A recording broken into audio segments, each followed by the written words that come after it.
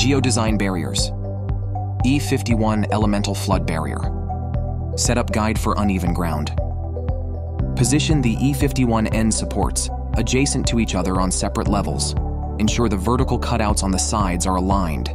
Secure the E51 end supports together by inserting the two bolts through the vertical cutouts from the inside, aligning them through both supports. Then fasten the nuts on the opposite side to complete the attachment. Continue building a straight barrier outward from the 51 end supports. Use an adjustable section if needed to connect to an existing barrier length. Mount the E51 metal panels.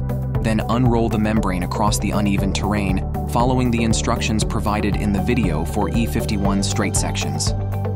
Place chains along the top of uneven ground or along the inner edges to prevent water from finding pathways beneath the membrane.